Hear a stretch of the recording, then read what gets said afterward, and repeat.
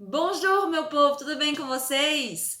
Bem-vindos a esse novo vídeo do canal Carol na França. Hoje a gente vai falar um pouquinho do assunto mais comentado do ano de 2020 e eu diria também que do ano 2021, que é o coronavírus. Bom, vou falar um pouquinho da minha experiência vivendo a pandemia aqui na França e também quais são as medidas que o governo francês está tomando para conseguir controlar o coronavírus.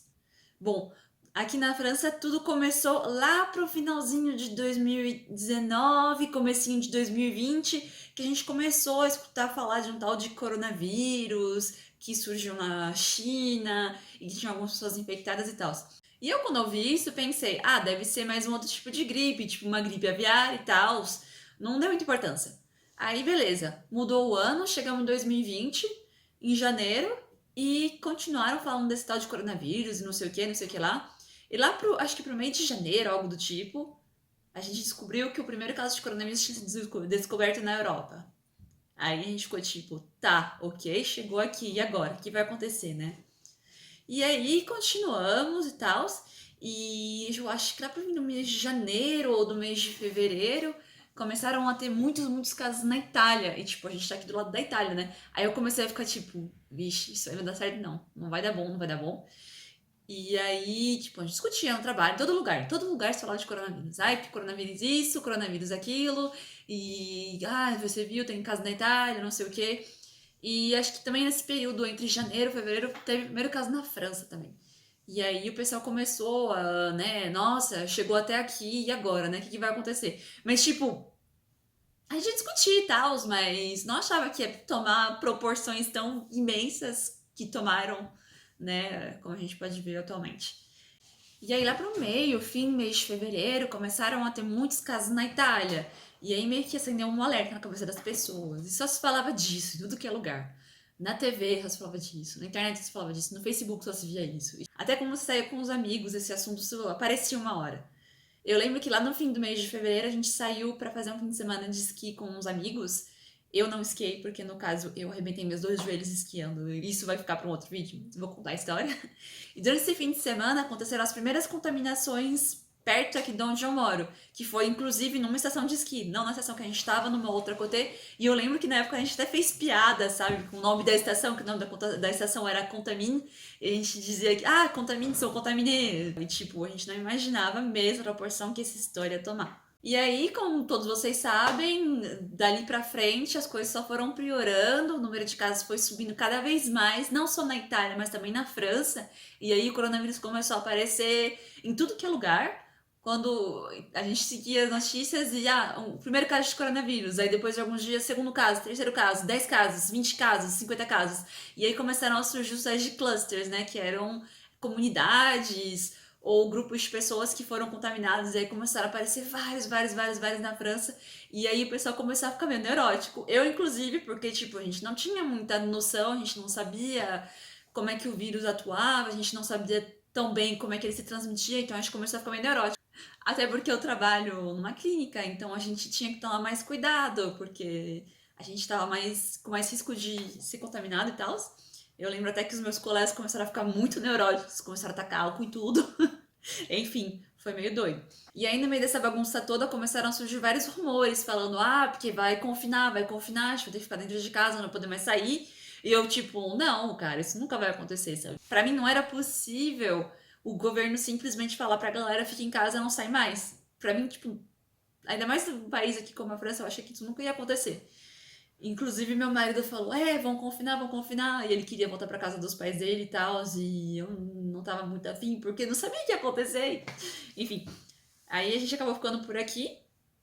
E lá pro meio de março, o presidente Macron ele fez um pronunciamento oficial. E nesse pronunciamento oficial, ele anunciou realmente o confinamento, que a gente teria que ficar dentro de casa. Eu acho que no começo eram só por 2 semanas. E aí foi isso, dia 17 de março, primeiro dia de confinamento, todo mundo dentro de casa, ninguém podia sair. Obviamente que tinham exceções no caso, mas para sair tinha que preencher uma atestação, pedir um papelzinho. para justificar porque você estava saindo de casa. E as justificativas, no caso, eram sair para comprar comida, sair para fazer um pouquinho de exercício, sair para ir trabalhar, porque obviamente tiveram algumas pessoas que tiveram que continuar a trabalhar, como por exemplo as pessoas que trabalhavam no supermercado, os médicos, obviamente, enfim, nesses lugares que não podiam fechar. E também sair pra passear com o cachorro, pra ele poder fazer xixi, enfim, coisas bem. Era bem limitado mesmo. E se você saísse e não tivesse essa atestação, aí você tomava uma multa de 135 euros, que podia ser majorada se te pegarem novamente saindo sem justificativo. E aí, no fim, essas 2 semanas foram prorrogadas para mais 2 semanas, que foram prorrogadas mais uma vez, e finalmente a gente ficou confinado durante 2 meses. E foi um momento muito esquisito, porque eu fiquei bem angustiada, porque assim, a gente não sabia muito o que estava acontecendo, e do nada, tipo, do dia pro outro, a gente não pode mais sair de casa, não pode fazer mais nada. Então foi meio complicado. Eu acho que eu não sou a única pessoa que se sentiu dessa maneira. Eu acho que com todo mundo foi igual, porque restringe a liberdade de uma maneira tão, não diria violenta, mas de uma maneira tão repentina, é meio difícil de assimilar. Mas não vou criticar, até porque na época ninguém sabia direito o que era essa história de coronavírus. E tipo, o governo tá tentando fazer o possível para evitar que os hospitais eles ficassem muito cheios, que eles não conseguissem tratar as pessoas. E, bom, eu respeitei bem o confinamento. Durante esses 2 meses eu quase não saí de casa, a gente saía, tipo, muito pouco. Eu quase não fui no mercado, até porque eu nunca gostei de fazer mercado, né? Então era o meu marido que ia, geralmente. E aí quando eu saía era mais pra tomar um pouquinho de ar, porque ficar dentro de casa, no apartamento, até era complicado. Não tinha quintal, tipo, e a gente precisava sair, esticar um pouco as pernas e tal. E no dia 11 de maio, finalmente acabou o primeiro confinamento. Sim, primeiro, spoiler alert, não teve só um confinamento na França. Mas enfim, dia 11 de maio ele acabou e a gente pôde finalmente sair de casa e tentar viver normalmente. Mas não, tipo, não era possível a gente voltar à vida que a gente tinha antes, obviamente, porque o coronavírus ainda estava por aí, ainda estava circulando. O confinamento ele diminuiu bastante o número de casos e as transmissões, porque por motivos óbvios, porque a gente não podia sair, teve muito menos contato entre pessoas. Então, assim, ele foi eficaz. Ele fez o que ele deveria ter feito, o número de pessoas contaminadas diminuiu, o número de pessoas internadas no hospital também diminuiu. Então, o confinamento ele serviu alguma coisa, sabe? Mesmo se foi um período muito complicado para muita gente. Eu tô reclamando aqui, mas eu não tenho nem do que reclamar, porque eu tava em casa, mas eu tava recebendo meu salário. Porque nesse período eles instalaram uma coisa que se chama chômage partiel, que é o quê? É tipo um auxílio-desemprego. Assim, eu não tava desempregada, eu continuava empregada, eu continuava com o meu contrato, só que eu recebia 84% do meu salário não indo trabalhar porque eu não podia trabalhar. Então muitas pessoas, elas ficaram nesse sistema de chômage partiel, onde eles recebiam uma parte do salário. Algumas pessoas recebiam a integralidade do salário e era o governo que pagava esse salário. Mas, infelizmente, tiveram muitas pessoas que perderam o emprego, principalmente pessoas com contratos temporários, e foi bem complicado. E aí, no mês de maio, eu voltei a trabalhar, e obviamente com várias restrições que foram colocadas, em especial o uso da máscara para todo mundo, para diminuir as contaminações. Mas assim, como a gente trabalha meio médico, não teve muita coisa que mudou, né? Porque, tipo, desinfectar as superfícies, esse tipo de coisa já era uma coisa que a gente fazia antes, então não mudou tanta coisa pra mim. Mas acho que o pessoal que trabalhava em outras áreas foi bem esquisito, principalmente o uso da máscara, porque, tipo, quando você não tem o costume de usar, é bem chatinho mesmo, é bem incômodo. E enfim, vida segue, né? E uma coisa que eu achei muito esquisita foi que lá pro final do mês de maio, começo de mês de junho, que é período de verão aqui na Europa, o coronavírus ele simplesmente desapareceu. Ninguém mais falava de coronavírus, na TV você não via mais tantas notícias falando de coronavírus, falando do número de casos que foi reportado no dia, falando de transmissão, falando de cluster, tipo, simplesmente sumiu. E aí a galera realmente voltou a viver como era antes, porque tudo voltou. As lojas abriram, os restaurantes, os bares, enfim, ainda tinham as restrições, ainda tinha que usar máscara, mas tipo, as coisas elas praticamente tinham voltado ao normal. E continua assim até acho que mês de agosto, por aí. E aí lá pro mês de setembro, obviamente, como o pessoal tinha relaxado um pouco, Digo o pessoal, mas eu também relaxei, todo mundo meio que relaxou, porque a gente tava super feliz de voltar a viver nossa vida normalmente, poder sair, aproveitar, ainda mais que tava fazendo sol, tava quente, verãozão e tal, enfim. E aí, lá pro mês de setembro, o coronavírus voltou a ser pauta principal de noticiário. Por quê? Porque os casos eles começaram a aumentar. Só que agora, dessa vez, eles começaram a aumentar, mas uma proporção muito maior do que da primeira vez. E foi assim que a segunda onda chegou na França. Enfim, a segunda onda já tinha chegado antes, né? Deve ter começado lá no verãozão, já em julho, agosto, os números começaram a subir. Mas como todo mundo tava de férias, as pessoas meio que ficaram tipo, tá bom. E aí, quando acabaram as férias, começou a se falar muito de novo no coronavírus. E por conta desse aumento enorme no número de contaminações, o governo teve que tomar novas medidas. E uma dessas medidas foi o fechamento dos comércios não essenciais, ou seja, tudo que era bar, restaurante, loja de roupa, loja de decoração, enfim, coisas que não são essenciais para o dia a dia. Então, o que continuou aberto foram as mesmas coisas que continuaram abertas durante o confinamento, ou seja, tudo que era supermercado, farmácia, posto de gasolina, coisas que são realmente essenciais para que as pessoas vivam, digamos assim, entre aspas. E depois, lá no fim do mês de outubro, foi decretado o toque de recolher a partir de 8 horas da noite. E o toque de recolher não durou muito tempo, porque uma semana depois foi decretado o segundo confinamento aqui na França.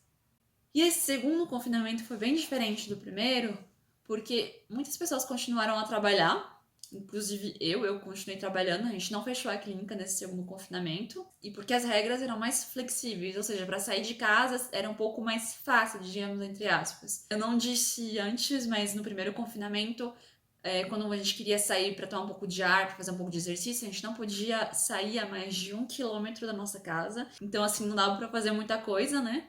E aí, nesse segundo confinamento, no começo foi a mesma coisa, né? Foi 1 hora, 1 quilômetro. Mas depois de algumas semanas, eles aumentaram um pouco essa distância e o tempo. E aí, a gente podia sair até 3 horas durante o dia e num raio de 20 quilômetros. Então, assim, foi bem melhor no quesito. Então, assim, foi bem mais fácil de viver esse segundo confinamento do que o primeiro, porque a gente tinha um pouco mais de liberdade. E esse segundo confinamento, ele continuou até o dia 15 de dezembro. No dia 15 de dezembro, a gente estava chegando perto do fim do ano, das festas de fim de ano, Natal, Ano Novo. Então aí o governo, ele achou que teria que dar uma flexibilizada maior. Então eles decretaram o fim do segundo confinamento, mas o toque de recolher, ele continuava em vigor. Então a gente tinha que estar em casa antes das 8 horas, como antes do confinamento. Eles também decidiram abrir as lojas para o pessoal fazer as compras de fim de ano, mas os restaurantes e os bares eles continuaram fechados. E aí, desse jeito, os franceses conseguiram passar o fim do ano com a família.